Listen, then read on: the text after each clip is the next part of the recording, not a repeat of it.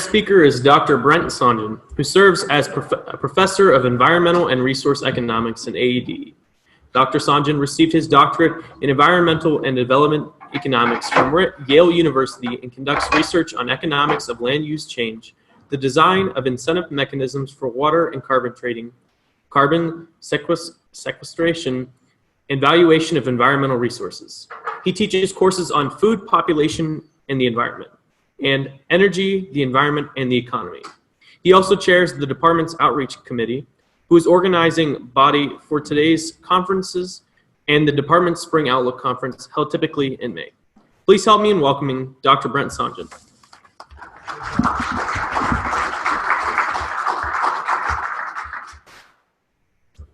I know. There we go. That's awesome. Thanks. Thank you. Does that work? Okay, thanks. Is it on? Yeah, it's on. Thank you very much for the opportunity to be here, Ben. This is a different topic for me. However, this is a topic that is really exciting to me. It's class in our department on it's called Energy, the Environment, and Economy for the last 7 years. I think it's like the 8th time we taught it. And it's fascinating. We've gone from this, over that time span, from this era of peak oil and worry that we're going to run out, to this amazing era of abundance. And we just got it's coming out of our ears, basically everywhere. So I wanted to talk a little bit about that. So I do think, now I'm not going to talk so much about what the impact directly would be on landowners and farmers. I think the implications will speak for themselves in terms of your budgets and things like that. I just want to talk about some of the broader issues and how we got here, why we got here, and where we might go down the road. So where are we today? You've probably heard in the news many reports that we are the world's largest oil producer now. This has been building for a number of years. This is some data from the energy, well, actually from BP, British Petroleum. I don't know if they call themselves that anymore. They call themselves BP now. And basically, they have some of the best data available internationally on the energy sector. This is the top 8 producers as of 2018, and what's happened to those top 8 producers since 1965. You can see the U.S. was originally was actually the top producer for more than 100 years, like that, and it was displaced in the 1970s by Saudi Arabia and by Russia, basically by Russia first, and then by Saudi Arabia. And the U.S. sort of went through a long decline, and then had this massive increase. And we haven't seen an increase like that in oil production since this massive increase in Saudi Arabia. And ours is, in total terms, actually big, right? This is a huge increase in oil production in the U.S. We've been the biggest for about 5 years now. This is total crude oil production and other kinds of liquid stuff, from natural gas liquids and things like that. So it's a big increase. Question is why is that? And also, where is it? So in the U.S., where does it happen? So this is kind of U.S. level now. Where is this oil production happening? The biggest increase has been in Texas, in the Gulf Coast region. The second biggest increase has been in the Midwest. That's not here in Ohio. Ohio's been a huge increase in natural gas, as many of us are aware of. That's in North Dakota. North Dakota is considered part of the Midwest in terms of oil production. These oil production regions in the U.S., by the way, come out of World War II and how we sort of organized the economy back in World War II. And we still keep track of oil production sort of by thinking of these regions in the U.S. So the Midwest, this is mostly what's happened in North Dakota. Interestingly, the big slide in production happened on the West Coast, as opposed to Alaska in the 1970s and 1980s, and production's declined in Alaska ever since. Probably will continue to decline. It's a relatively high-cost producer of oil relative to other parts of the country. Rocky Mountains is mostly production in Wyoming and parts of Colorado. So how is the oil produced in the U.S.? This is all hydraulic fracturing. More than half of U.S. crude oil production now is tight oil or shale oil. So while we have shale natural gas in Ohio, other parts of the country have the same kind of production coming and producing oil. This is this huge increase. This is this so-called tight oil. This is 2018. This is kind of a projection of the future by the Energy Information Administration, what may happen to oil production in the future in the U.S. So you see this massive increase, and this massive increase has occurred entirely in this tight oil or shale oil production. And it's grown really rapidly since 2010. The big increase has been in Texas, North Dakota, Montana. This kind of puts in perspective, particularly where that increase has happened. The biggest increase has occurred in Texas. This is the Permian Basin. The Bakken in North Dakota has also seen a relatively large increase, as has this Eagle Ford region. So the biggest expectation of future increases in oil production is most likely to occur in the Permian Basin in Texas. So interestingly, I wanted to show a quick picture. I don't know if this comes across, but I want to try out this video. This is interesting what you can do with Google Maps nowadays. It's pretty amazing. So just look at this. This struck me when I was flying from Houston out to San Diego a few years ago. If you've ever done that route or flown across West Texas and looked out and seen what the landscape looks like, it's pretty amazing the amount of drilling that's definitely happened down there. And a lot of that drilling is relatively recent. So this is the change in drilling over basically a 20-year period. So this is the same area northeast of Midland, Texas. Massive increase in the number of wells that have been put in that region. Many of them are hydraulic fracturing wells, although some of them are just regular old-time wells, right? It'd be loud enough. I just got ripped off. Probably won't be online. Sorry. I'd rather just. That can work. Okay. So most oil has been produced that direction. The increase in oil has mostly been produced through these methodologies. We did the same kind of an approach in North Dakota. You wouldn't quite see the same build out. In fact, you could do that. I should have shown that graph too, or that figure as well. If you look at North Dakota, you would see the same drill out, same amount, number of wells. I'm not 100% sure why, in terms of the geology, other than the fact that in North Dakota, it seems like they're using a lot more of the directional drilling, so that's the other side of fracturing that happens is they're going down and then going across. Allows you to have less of a surface on the top of the ground, and you can still extract a lot of the resource from under the ground. That's kind of how oil has been produced in the U.S. How did the U.S. do it? How do we do it? So the main thing is technological advancement. Hydraulic fracturing is an amazing technological advancement. This guy, George Mitchell, not the famous senator from Maine, but the famous person from Texas, who became a billionaire before he became a hydraulic fracturer. Apparently, when people look back and say this guy was crazy for even trying this. The big oil companies were all trying it. This guy wasn't part of the big oil companies. But the big oil companies thought about it, and that was just a waste of money to try to do this stuff. This guy just kept at it, spent about $6 or $7 million, and figured out how to do it. And the rest is history, right?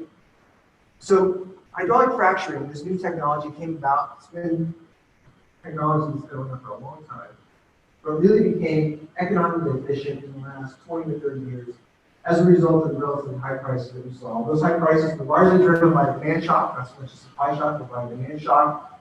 You know, the accession of China to the World Trade Organization rapidly increased their income and rapidly increased their demand for resources. This drove up prices dramatically, and it allowed this new technology to really flourish, right?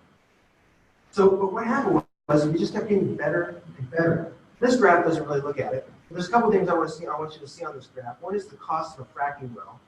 These are fracking wells in, this could be Ohio as well for natural gas, about the same cost. But in North Dakota or Texas, this is the cost of a fracking well, about $6 million per well. Looks like actually costs went up and then came down. That tells part of the story, because the other side of the story that I can't actually show on the same graph here, because we don't have great data on it, but for which we actually know at different time periods that the amount extracted here is far larger than the amount extracted here, right? So the costs are about the same, yet we're extracting a whole lot more today than we were back in 15 or 20 years ago, or even just 10 years ago. So technology has really gotten better. We've been able to extract a lot more for a lot less as a result of, so we continue to improve it in this technology over time. So why is that? Entrepreneurship and governance of the rule of law, right? Why is that important? 10, 15 years ago, if you were thinking about investing $1 in the oil sector, you might not have thought about doing it in the U.S., right? You might have thought about doing it in some other part of the world, which probably didn't have the same level of governance and property rights that we have in enjoy here, right? So many of those dollars, many of those investment dollars by people who would be interested in the oil sector, may have gone to other places, right? Us having the ability to ensure that whoever invests in that sector is likely to get their return on the fact that it's still owned by somebody else, and go to the courts to figure that out, is a super important thing that is driven this sector, right? In an important way. Has allowed money to flow into this sector, which it wouldn't do in other places. Right? There's a lot of evidence now in lots of other places in the world In fact, actually the same kinds of resources exist. But we don't see the same people going out with $60 million and spending on drilling a well, fracking a well. Right? We don't see that in lots of places. Why is that? Well, because one person going out there with $60 million isn't a $20 billion company able to protect that resource, right? So individual entrepreneurs, relatively small entrepreneurs, these are big compared to most of us. $60 million investment is a pretty big investment for me, probably for many of you. But it's small compared to a $20 or $30 billion major oil company, right? Or a $200 million investment, for example, in a well in the Gulf of Mexico. This is the estimated cost of a well in 3 parts of the Gulf of Mexico. Yeah, you have to be a pretty big company to undertake that. If you're going to go into fracking, hydraulic fracturing, then you'll actually have to be a huge company. So entrepreneurship really grows. And it's really one of the reasons why you probably see this in Ohio, in the U.S. and Ohio, relative to other parts of the world. You don't see it. People are less likely to get into it in those other places. So where are our costs? Our costs right now are about $48 to $54. This is data from the Federal Reserve Bank of Dallas. Current prices are about $53 per barrel today. So right at about the point where people are making those decisions to invest or not invest. New fracking wells, the prices go up a little more, this is more investment, the prices go down, this is a little less investment. U.S. relative to the rest of the world is about mid-range. We have costs that are higher than some of them. This Saudi, you guys have all heard that the Saudi Aramco is going to cover their doing an IPO, initial public offering. Some great data has become available as a result of this IPO that shows us information about their costs. Their costs are extraordinarily low. That's their existing cost for existing oil, like $8 a barrel to extract oil. This is an extremely low cost, $53 a barrel price today, right? I want you to think about that. Why is Saudi Arabia doing it right? So if you come back to the end of this talk, think about why is Saudi Arabia doing it IPO now, this time, right? It has a lot to do with the future, as we'll talk about. Okay, so is this going to last? Right? This hydraulic fracturing boom, is it going to last? So this is a risk. This is a risk. To do this, I'm going to have to go back. I'm going to go back to history. So I'm really going to go back in time. I apologize for that.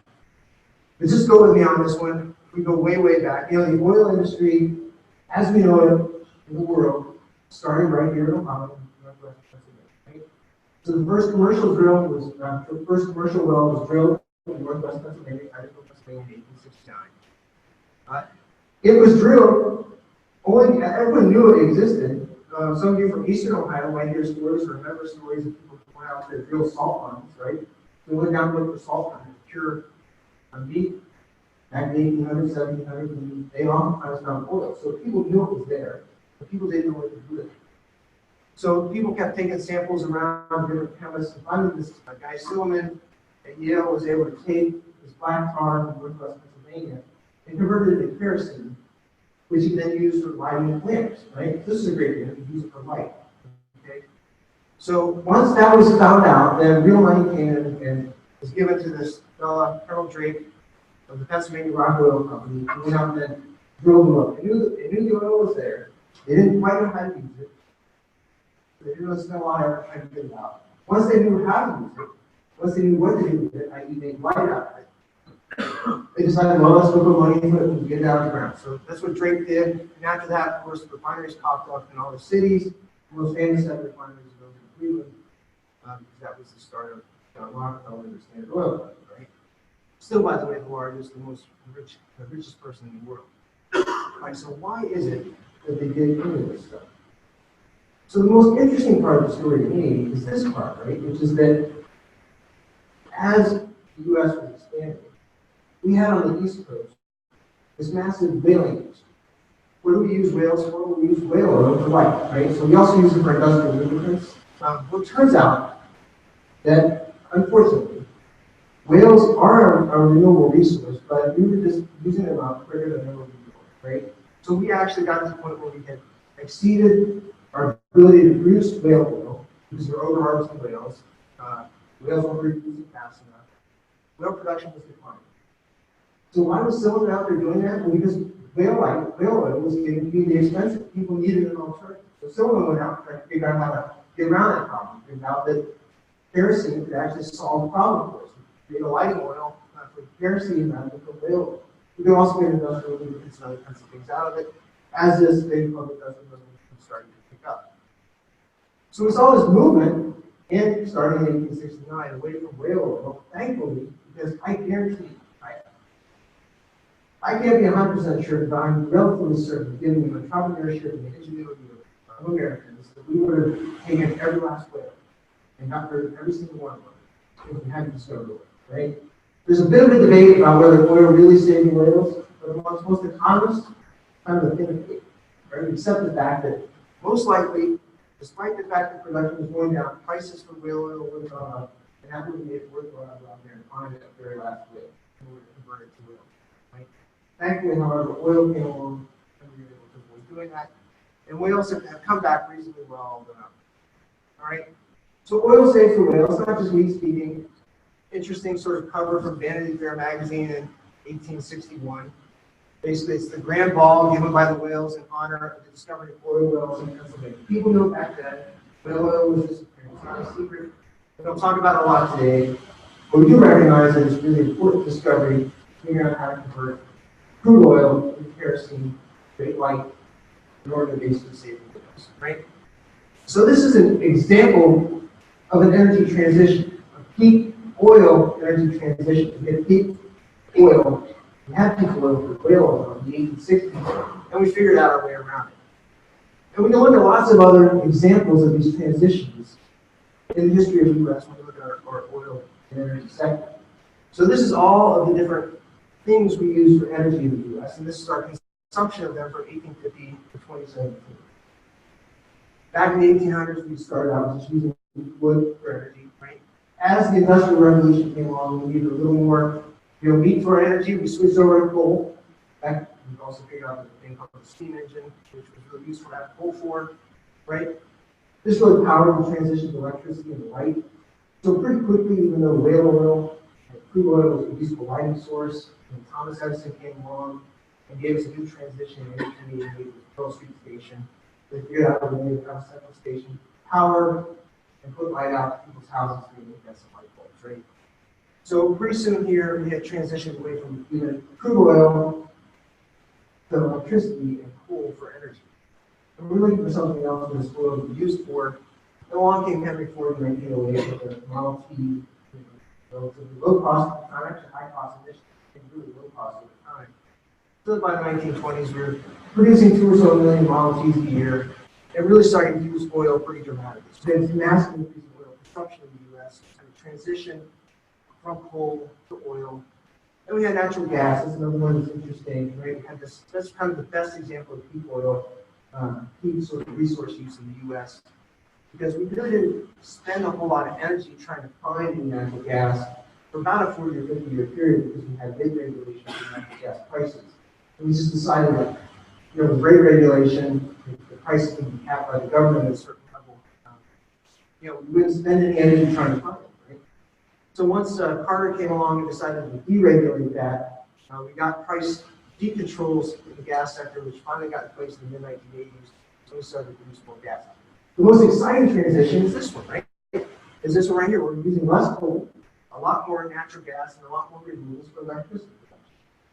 Electrification of the entire energy sector is going to have the biggest impact on this one of anything, right? So the reason I'm sort of pushing through the story of transitions is I want you to be thinking about that as you think about this massive new resource we have, this era of abundance we have of oil. Right? These two things are connected. As we have new renewables, which actually now, for electricity, are less costly than most non-renewable sources. They don't provide capacity. Right? You can't use them when the wind's not blowing and the sun's not shining. You still need electricity. However, they're the same cost or cheaper than most other non-renewable sources of electricity. Right? And we've got this massive new natural gas resource that's making electricity actually cheaper as well. And so electricity is getting really cheap. And this is going to put huge pressure on the oil sector going down the road. So will U.S. oil dominance last? So that's the question we'll ask now. Is it going to continue on? So all through history, we've all thought of peak oil as a supply side theory. It's the thing that people will drive us not to use oil anymore. That's out the window, right? We know that it's no longer even an issue. Probably shouldn't even have been an issue before. If Congress had it, it wouldn't have been something we would have thought, right?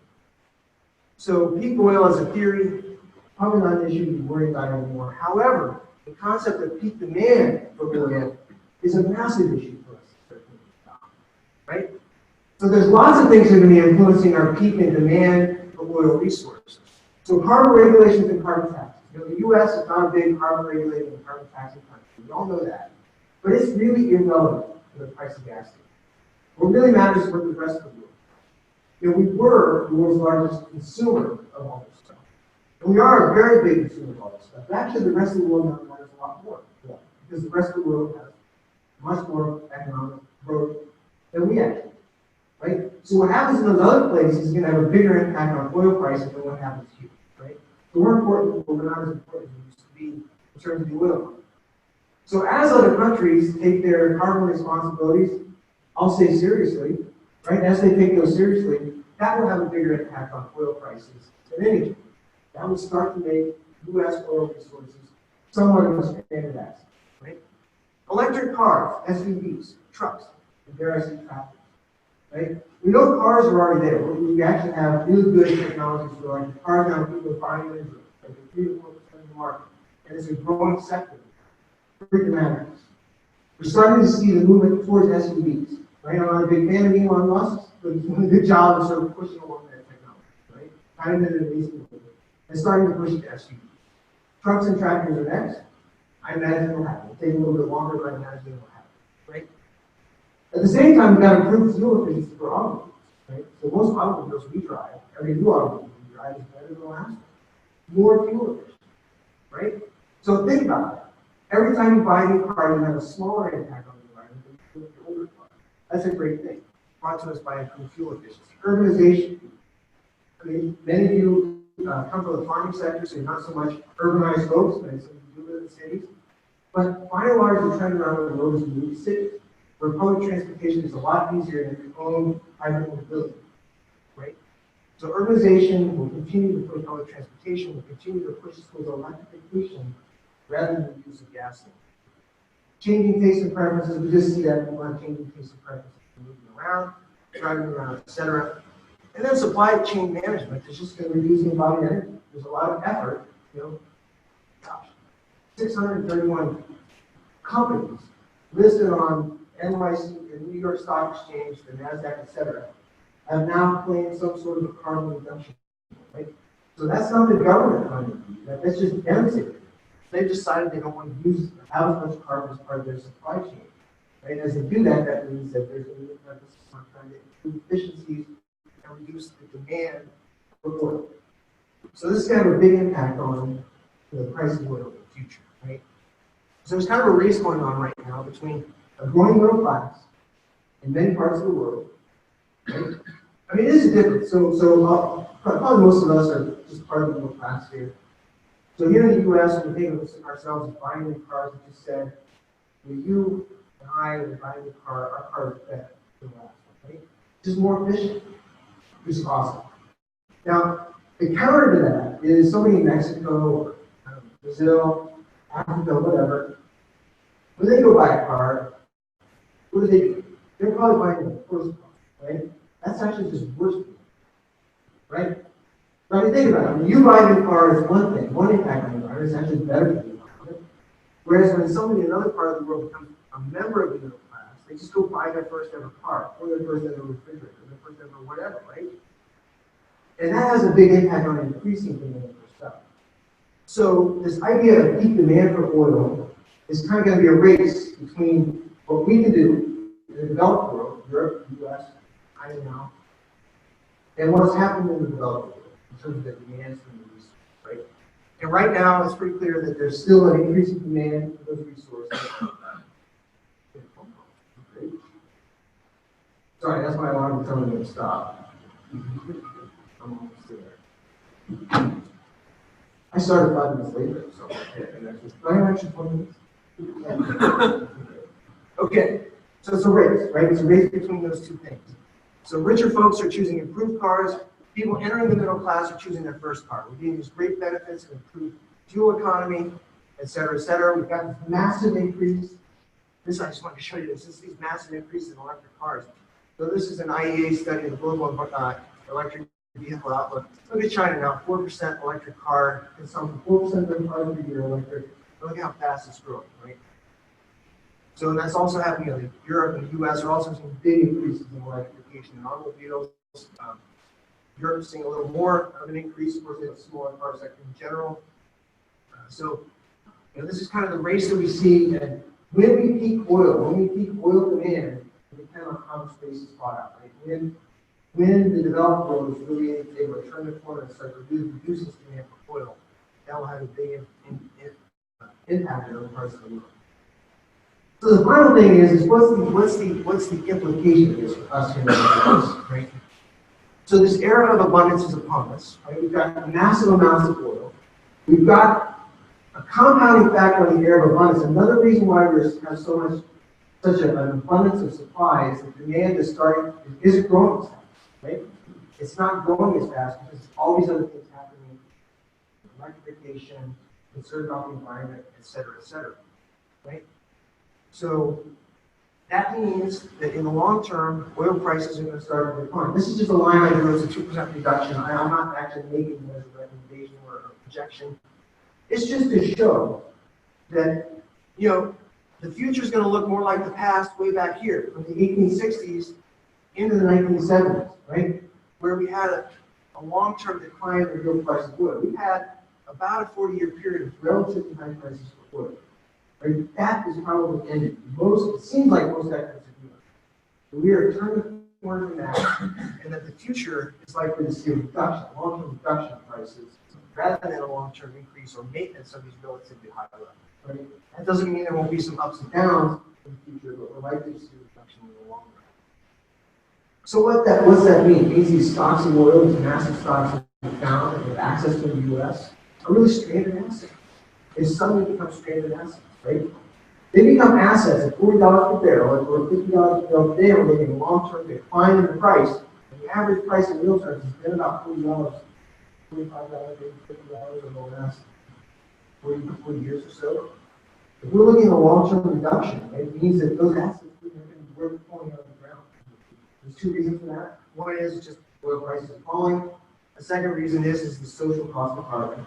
But again, it's not a factor that we worry about in the U.S. as much as other parts of the world do. But it's a factor that's going to affect the demand for our oil, right? And it's a factor that will affect whether we're able to take that oil out of the ground and how much value that oil will have. That's going to give producers an incentive to pump a lot. So I would expect to see an actual increase in production, this big increase in production to continue, right? Producers who say, I've got this asset that I should invest in now, if I find some options for land or something like that, are looking at a long-term future where prices are going down, they're going to say, I better get that out of the ground and sell it as quickly as I can. So we'll probably see some investments in things that wouldn't have happened otherwise with these long-term reductions in prices, right? So producers have an incentive now to pump as much as they can.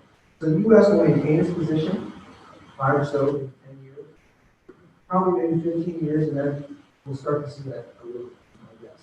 Another reason why, so remember back to Saudi Aramco, why are they doing an IPO? Why is Saudi Aramco doing it?